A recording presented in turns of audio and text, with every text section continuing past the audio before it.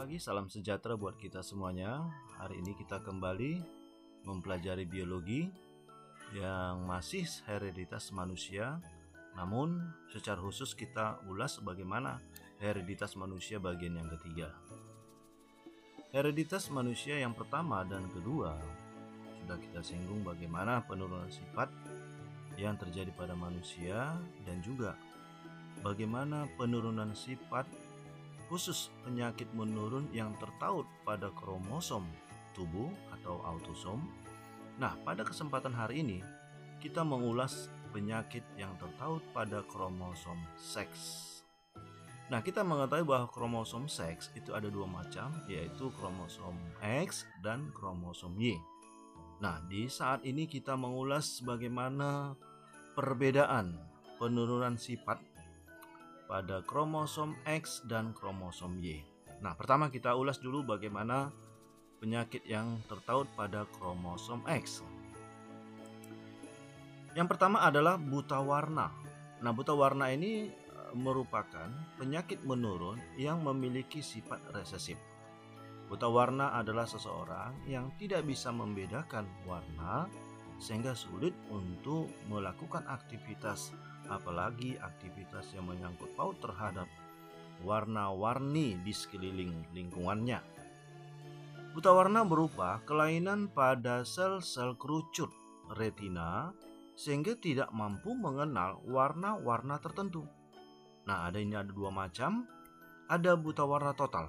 Jadi buta warna total ini hanya bisa melihat warna hitam dan putih. Berarti yang mengalami gangguan pada sel kerucut yaitu warna selain hitam dan putih. Nah, ada buta warna parsial. Kalau buta warna parsial, seseorang yang tidak mampu mengenal warna tertentu. Ada beberapa macam, yaitu buta warna merah yang dikenal dengan protanopia, buta warna hijau, deuteranopia. Ada buta warna biru dikenal dengan tritanopia. Orang yang buta warna parsial ini tentu sudah mengalami gangguan untuk membedakan warna-warna kombinasi antara merah, hijau, dan biru. Nah, kita perhatikan suatu contoh tes buta warna. Nah, bagi kita, coba kita amati dulu tes buta warna. Ini nomor berapa? Itu nomor 7. Ini nomor 8. Dan ini nomor 9. Lalu di bagian bawah, ini adalah nomor 12. Dan ini nomor 14. Dan ini nomor 15. Berarti saya adalah normal. Nah, bagi orang yang sulit atau tidak mampu melihat warna hijau, berarti hijau ini dia bayangkan adalah gelap. Maka untuk melihat angka sudah sulit, bahkan tidak mampu melihat angka. Begitu juga dengan orang yang tidak bisa melihat warna merah. Maka yang warna merah ini akan menjadi warna gelap. Nah, mungkin dia secara khusus sangat sulit melihat warna angka. Nah, begitu seterusnya. Jadi tergantung mengalami gangguan di mana. Jenis buta warna apa? Ya, yang pasti itu semuanya adalah buta warna parsial. Nah, sekarang kita lihat bagaimana persilangan buta warna. Adalah seorang ibu yang normal carrier menikah dengan laki-laki yang buta warna. Mari kita perhatikan genotipnya. Ibu XX dan ternyata terdapat lambang CB yang artinya colorblind, yaitu buta warna yang menandakan penyakit tertaut pada kromosom X. Kemudian laki-laki yang buta warna tampak pada genotipnya terdapat CB tertaut pada kromosom X. Jadi yang membedakan antara laki-laki dan perempuan, jika perempuan hanya satu lambang CB masih disebut dengan carrier atau bersifat heterozigot. Lalu untuk pria, jika satu aja lambang CB ada pada kromosom X, menandakan bahwa pria itu dipastikan buta warna.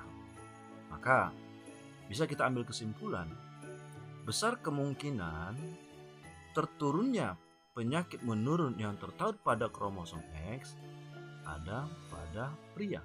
Kenapa? Kalau tidak normal, dia buta warna. Sedangkan perempuan ada berapa kemungkinan? Ada 3 kemungkinan. Yang pertama normal, yang kedua normal carrier, dan yang ketiga adalah penderita. Berarti ada 3 kemungkinan.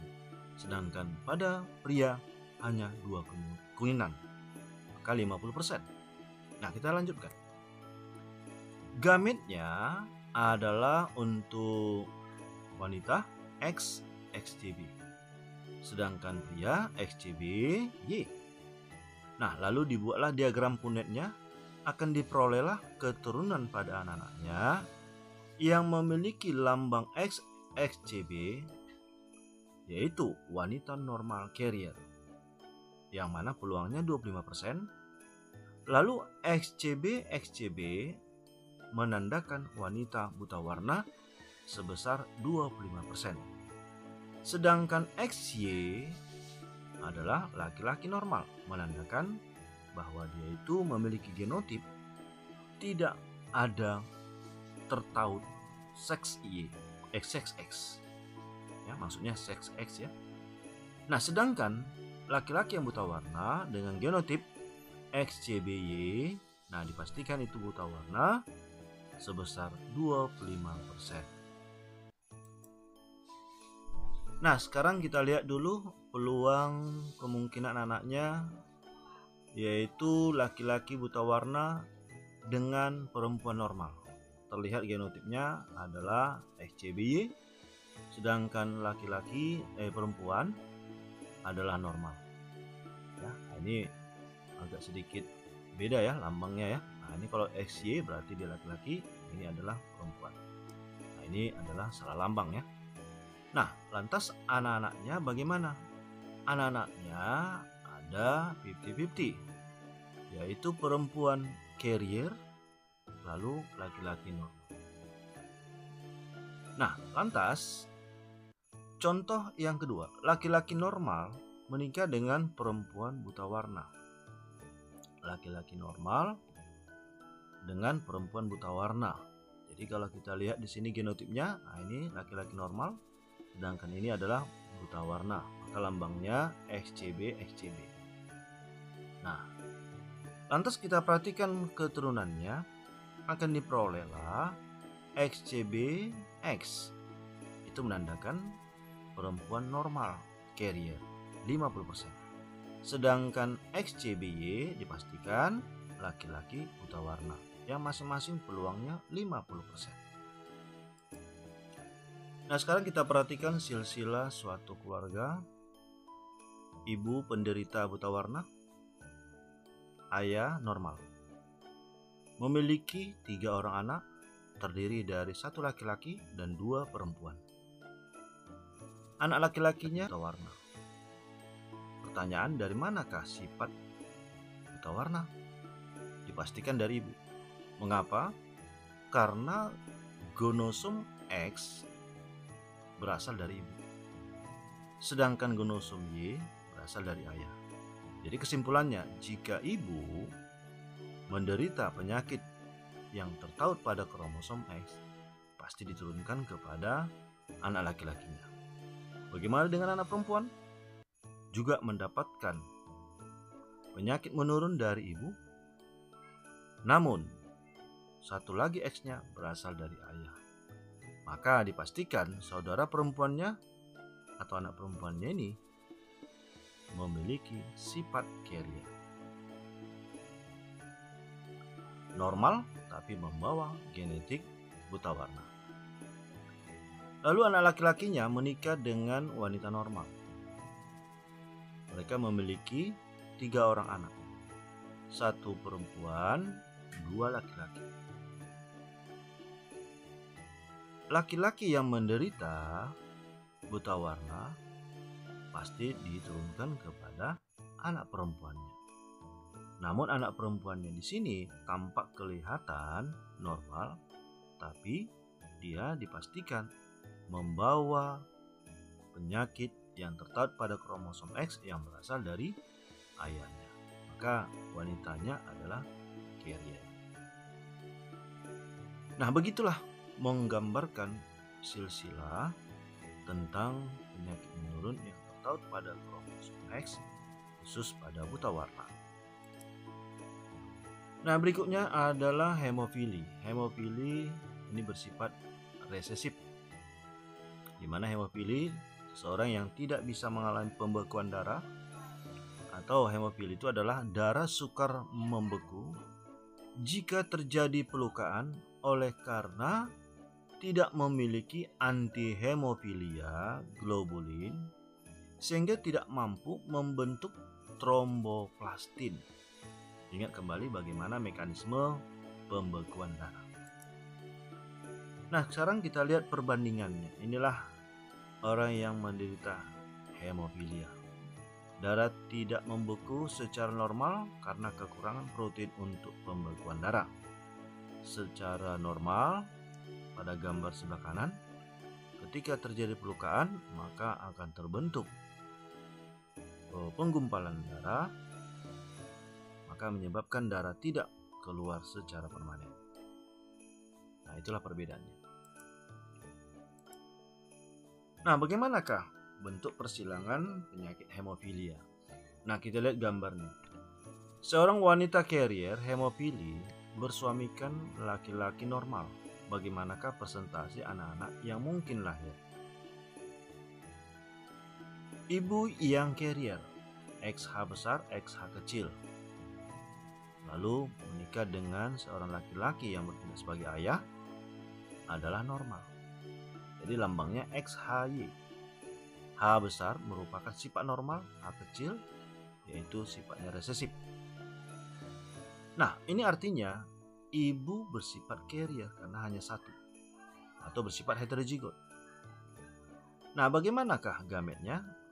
Tentu XH besar, XH kecil. Lalu untuk si ayah, XH besar, Y. Nah, dengan demikian anak-anaknya akan diperoleh sebagai berikut. Wanita normal maupun wanita carrier, XH besar, XH besar, XH besar, XH kecil. Masing-masing 50% anak wanitanya normal carrier dan 50% buta warna. Untuk yang laki-laki, XH besar, Y, laki-laki normal. XH kecil, Y, adalah laki-laki hemofilia. Ini artinya 50% anak laki-lakinya normal dan 50% buta warna. Rasio fenotip 1 adalah 75% anaknya normal dan 25% anak hemofili.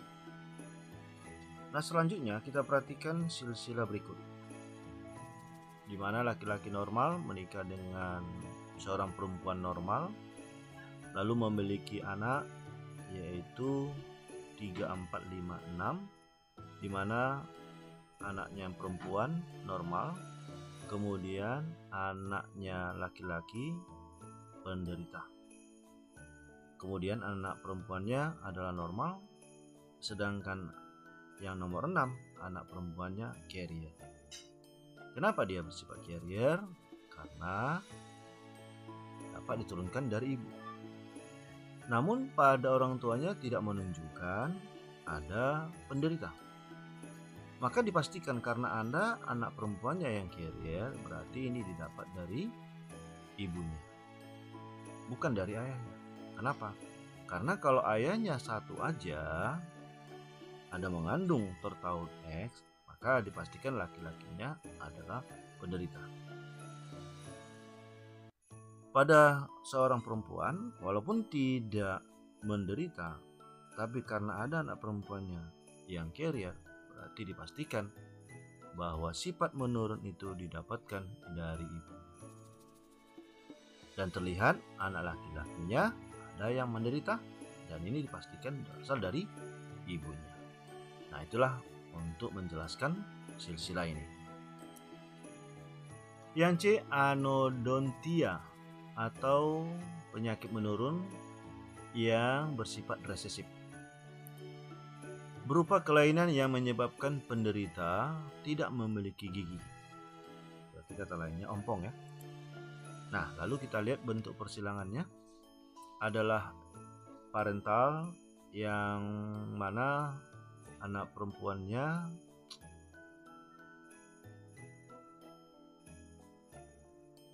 sedangkan yang C, anodontia atau sifat resesif, kelainan yang menyebabkan penderita tidak memiliki gigi. Berarti sama sekali ompong.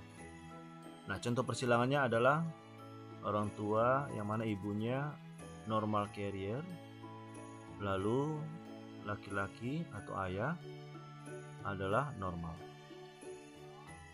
Namun karena ibunya normal carrier, maka lambangnya XA besar, XA kecil. Lalu yang ini untuk laki-laki normal XAY. Pada diagram Punnett dihasilkan XA itu menandakan wanita normal. Sedangkan XA besar, XA kecil wanita normal carrier 25%. Kemudian XA besar Y laki-laki normal dia. Sedangkan XAY adalah laki-laki yang anodontia, yaitu 25%. Nah, itulah contoh persilangan anodontia. Nah, sekarang penyakit yang tertaut pada kromosom Y atau dikenal dengan Hollandrick hanya terdapat pada laki-laki. Kenapa? Karena hanya laki-laki yang memiliki kromosom Y. Tidak dibedakan dominan atau resesif. Nah, contoh hipertrikosis berupa penyakit menurun ditandai adanya rambut pada daun telinga. Ada hysteric gravure, rambut kaku seperti landak. Kertas tumbuh selaput jari terutama pada kaki. Nah, seperti inilah yang hipertrikosis, ada rambut di telinga. Kemudian rambut, permukaan kulit yang kasar. Lalu ada betas, yaitu selaput jari di antara jari-jari kaki. Nah, seperti itulah untuk penyakit yang terdapat pada gonosom Y. Nah, kita lihat suatu bentuk persilangan. Seorang perempuan menikah dengan laki-laki hipertrikosis, bagaimanakah kemungkinan sifat anak-anak yang dilahirkannya? Maka kita perhatikan ibu normal XX, lalu suaminya hipertrikosis, maka lambangnya XYH. Maka akan diperolehlah anak-anaknya, yaitu semua anak perempuannya normal, sedangkan anak laki-lakinya semuanya adalah laki-laki hipertrikosis. Jadi seluruh anak perempuan akan normal dan seluruh anak laki-laki mengalami hipertrikosis. Demikianlah bagaimana pembelajaran kita tentang materi genetik yang ketiga, yang khusus mempelajari bagaimana penyakit menurun yang tertaut pada kromosom X dan kromosom Y. Semoga pembelajaran ini bisa membantu dalam pelajaran sekolah. Terima kasih.